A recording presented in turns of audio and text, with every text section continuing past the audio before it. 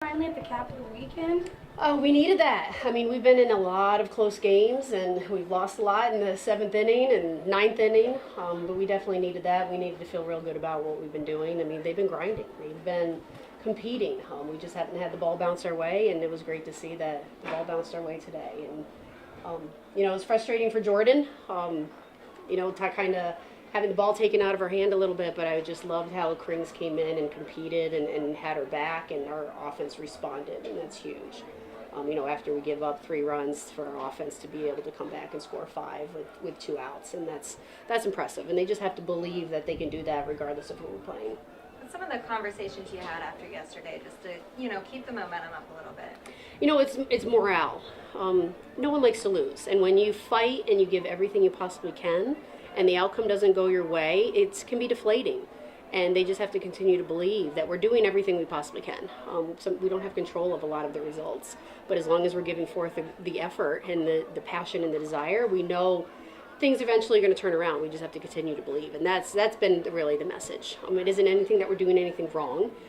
We just have to continue to fight and create more opportunities, and we did that today. What went well today that might not have gone well in the past? Getting the timely hit, and that's what we haven't been getting. We've had runners on base, we've had opportunities, and we haven't gotten that timely hit to score multiple runs. I mean, I think the headset told me that we had 41 scoreless innings in the SEC, and that's a drought.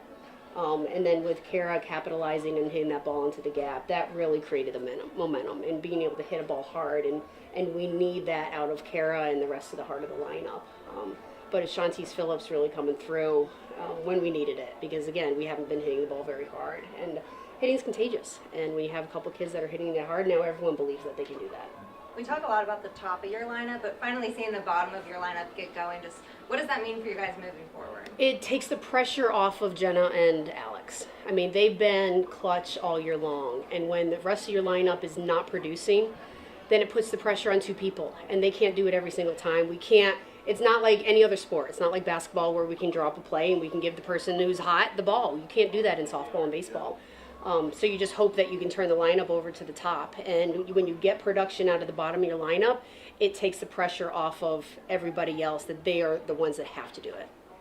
Have some of your goals changed from the beginning of the season to now as you get closer to the end? I mean, clearly, one of our goals, is obviously to win the SEC. I mean, that's what we do, and that's what we're trying to do.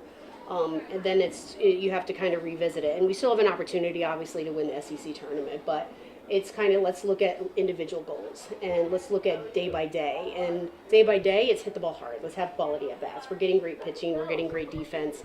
Let's just focus on one pitch at a time. And rather than feel the pressure of the weight of the season, in every at bat, let's focus on what this pitch is telling us. And then it takes the pressure off the entire season. I mean, it's hard enough. It's a grueling grind season. It's a tough conference, and when you make it too big, then you're feeling that the entire season is in that one at bat, and that's the pressure I have to take off of them. Do you feel like your team is finally getting the experience that they need to keep moving forward? I'm hoping so. I mean, how many games are we into the season? Yeah, right, and we have very few weekends left.